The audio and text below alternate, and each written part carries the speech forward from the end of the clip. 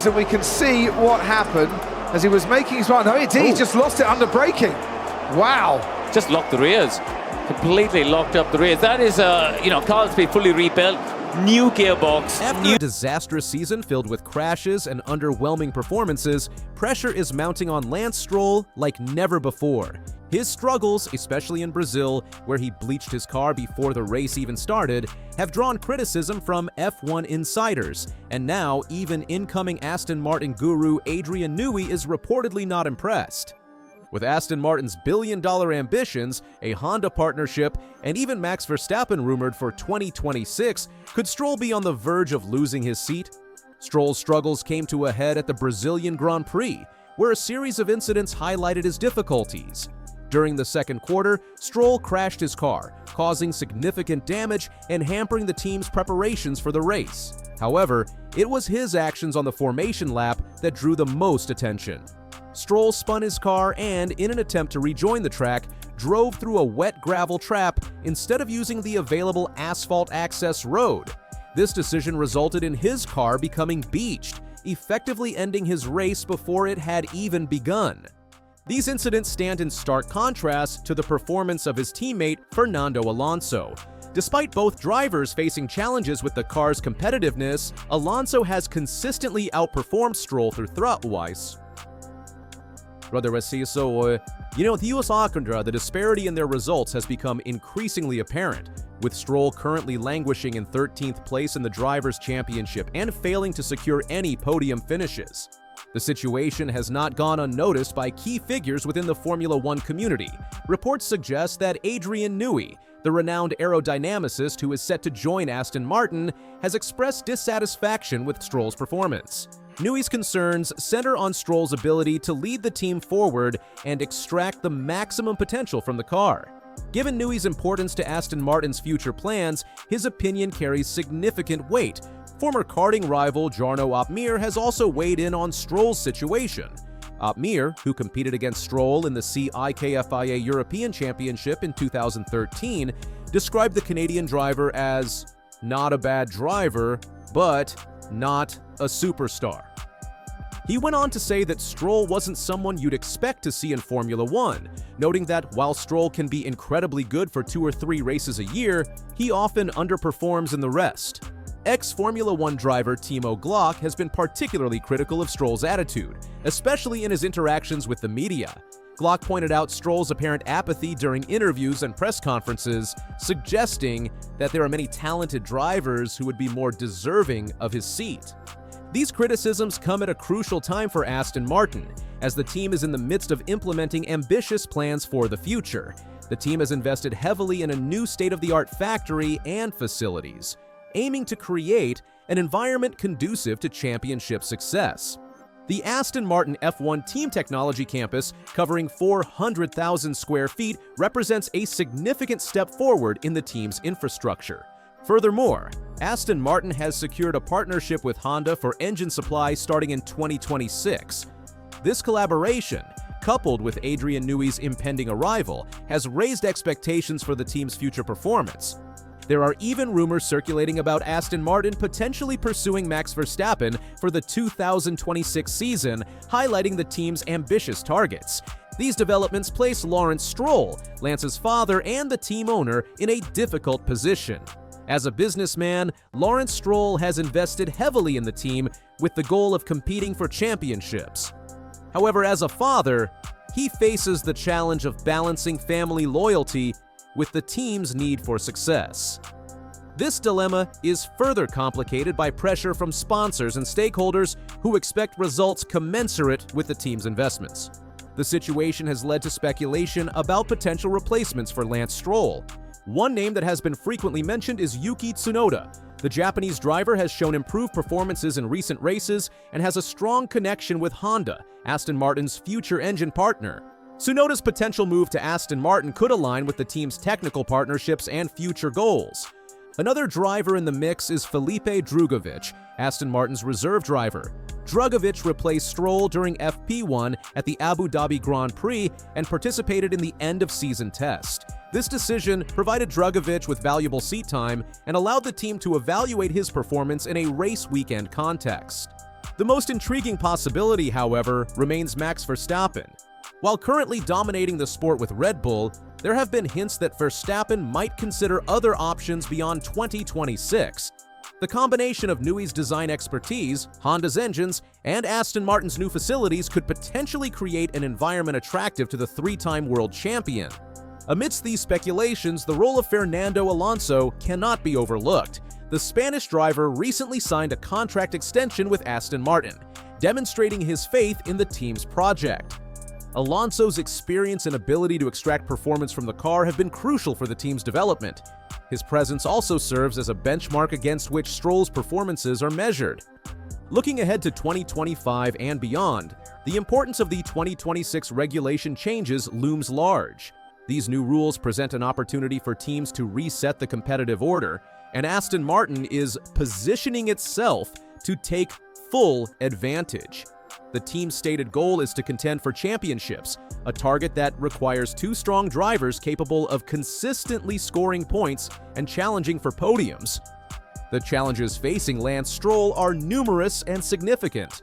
His recent performances have fallen short of expectations, and the criticism from respected figures in the sport has intensified the scrutiny on his position. The pressure on Lance Stroll extends beyond just his on-track performance.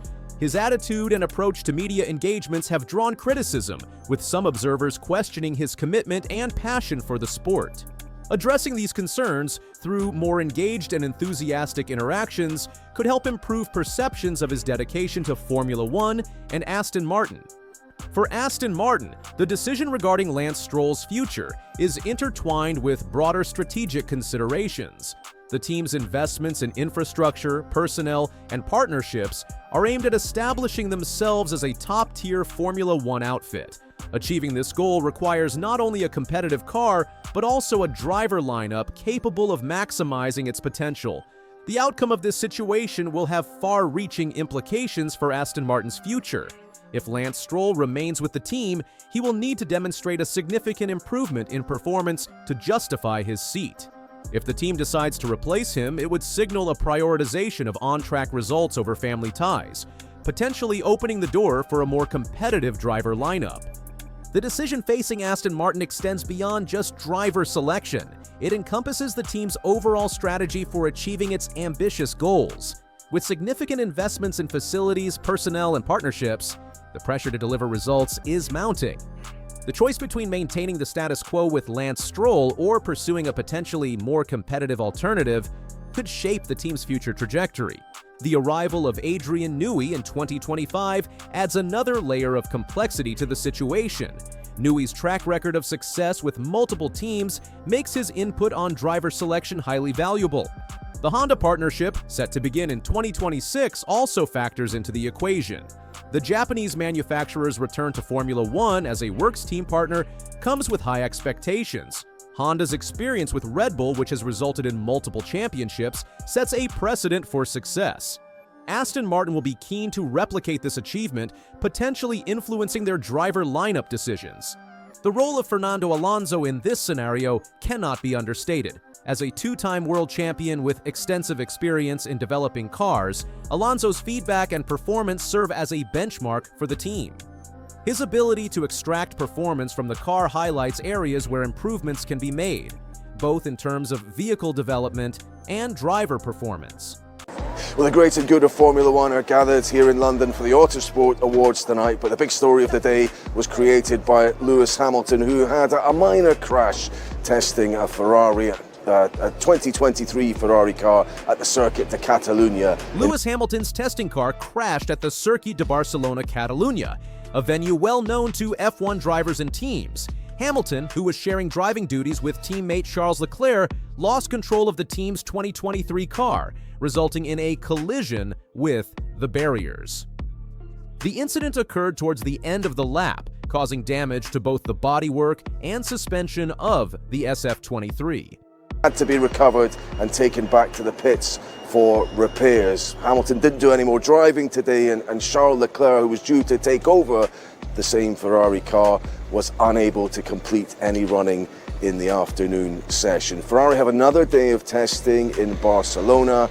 The original intention was for the reserve and development drivers to complete that running. It remains to be seen if perhaps Hamilton and Leclerc now take that over.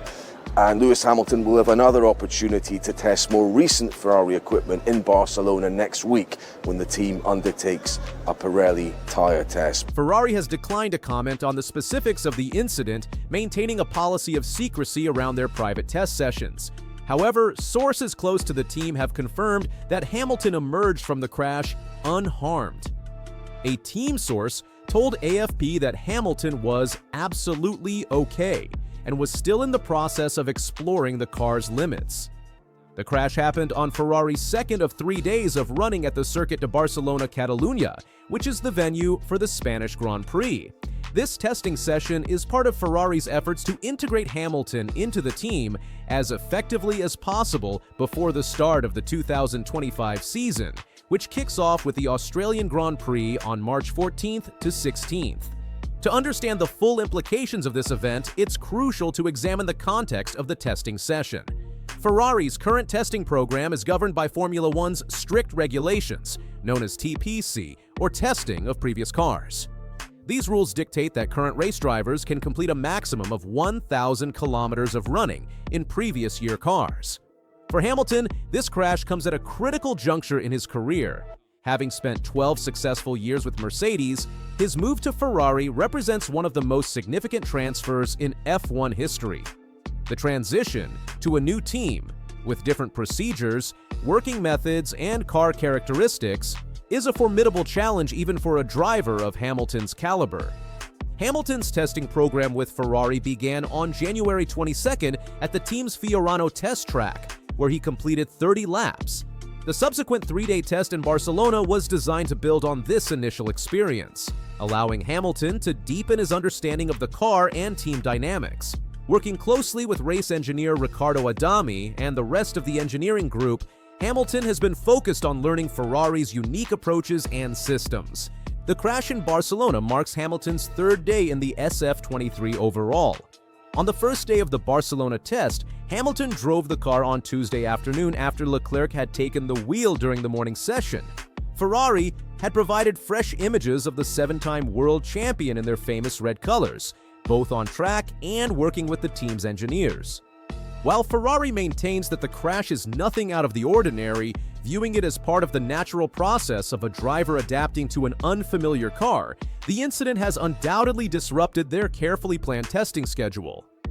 Charles Leclerc, who was due to take over driving duties from Hamilton on the afternoon of the crash, saw his planned running delayed as a result. In fact, reports suggest that Leclerc did not run at all after Hamilton's accident. The impact of this setback extends beyond the immediate disruption to the testing program. With F1's tight restrictions on testing, every lap counts in a driver's preparation for the upcoming season. Motorsport.com. Italy reported that the incident caused enough bodywork and suspension damage for Ferrari to spend significant time repairing the car. The initial plan for Leclerc to take over had to be abandoned, as daylight had faded by the time repairs were complete. Looking ahead, Ferrari has a packed schedule of events and further testing opportunities. The team is set to unveil their 2025 car at Fiorano on February 19th, just 1 day after F1's season launch event at the O2 Arena in London. Before this, Hamilton is expected to participate in a Pirelli-run tire test, offering another chance to gain mileage and experience with his new team. Following the car launch, Ferrari plans 2 additional days of testing at Barcelona on February 4th to 5th. This session will utilize a modified version of their 2024 car, adapted to help simulate the downforce and performance characteristics of the 2026 rules. These tests, along with the official preseason testing in Bahrain from February 26th to 28th, will be crucial in determining Hamilton's readiness for his Ferrari debut at the Australian Grand Prix. It's worth noting that Ferrari will remain at Barcelona with the SF23 even after Hamilton and Leclerc conclude their testing. Development drivers Antonio Giovinazzi and F1 test debutant Dino Beganovic are expected to take over for a final day of testing on Thursday. The historical context of Hamilton's crash adds another layer of intrigue to the situation. This is not the first time Hamilton has experienced difficulties during preseason testing with a new team. In late January 2007, ahead of his rookie season with McLaren, Hamilton suffered a high-speed crash in Valencia. Testing on the pit straight, Hamilton lost control of the car and skated across the gravel into the wall at a speed just shy of 300 kilometers per hour. While it was a significant impact, Hamilton emerged unharmed. Similarly, in 2013, his first year with Mercedes saw him crash on his initial day of testing in Jerez. Hamilton was just 15 laps into preseason testing when he suffered a brake failure at the Turn 6 hairpin. This incident marked the end of the day for the then one-time champion, and he would not get back behind the wheel until 2 days later. Interestingly, these previous incidents did not prevent Hamilton from achieving significant success with both teams. After narrowly missing out on the title in his debut season with McLaren by a single point, Hamilton secured his first World Championship the following year. His tenure with Mercedes proved even more fruitful, yielding 6 world titles and cementing his status as one of the greatest drivers in F1 history. This pattern raises an intriguing question. Could Hamilton's current setback with Ferrari be a precursor to future success? Some optimistic observers have noted that if the trend continues, Hamilton might be in line for his record-breaking 8th world title in 2026, coinciding with the introduction of new technical regulations in F1. However, it's important to approach such speculation with caution. The world of Formula One is notoriously unpredictable, and past performance does not guarantee future results. The challenges facing Hamilton and Ferrari are unique to their current situation and the evolving landscape of the sport. Ferrari boss Fred Vasseur, speaking about Hamilton's adaptation process last month, expressed confidence in the driver's ability to acclimate quickly. "I'm not worried at all," Vasseur stated. "He's coming with experience of this. He did almost 20 seasons in F1, and he will manage perfectly this period." Despite Vasseur's optimism, the crash in Barcelona has undoubtedly added pressure to an already intense situation. Hamilton, at 40 years old, is bidding to win a record 8th world championship with his new team. The move to Ferrari, perceived as the biggest transfer in the sport's history, has set expectations sky high for both the driver and the team. The upcoming Pirelli tire test at Barcelona next week will provide Hamilton with another valuable opportunity to gain track time with Ferrari. This test will be conducted using a modified 2024 spec Ferrari, which won 5 Grand Prix last year. The car will be adapted to replicate the performance characteristics expected under the 2026 regulations. This test is particularly significant as it's organized and run by Pirelli, with the program defined entirely by F1's tire supplier. Well, this was the first glimpse of Hamilton in the Ferrari colours. The Brit has been driving in a Ferrari car for the first time today since his high-profile move from Mercedes. The Formula One world witnessed a historic moment on Wednesday, January 22nd, 2025, as Lewis Hamilton, the 7-time world champion, took to the track in Ferrari red for the first time. The day began under misty skies, with a thick fog enveloping the Fiorano circuit. Maranello for us is our reporter, Craig Slater. Craig, very misty there. Any sign of Lewis? Any sign of Craig, even? I'm afraid, yes, your timing is very unfortunate because Lewis Hamilton has just flashed past in the last few seconds, but I think you may have the footage there.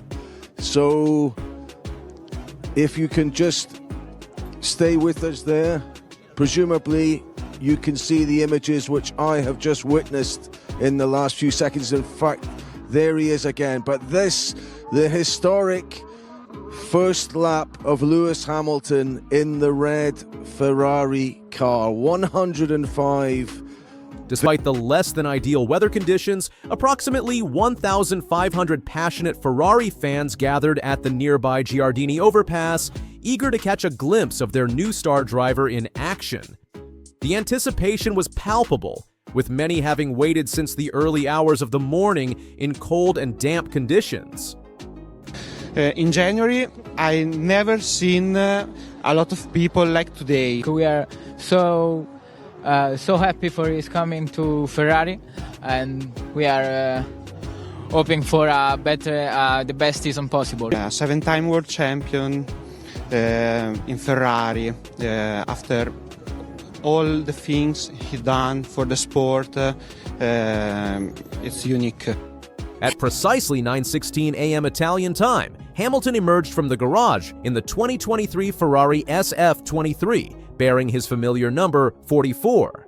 This choice of car was deliberate, complying with F1's testing regulations that allow teams to run cars from the 2023, 2022, or 2021 seasons.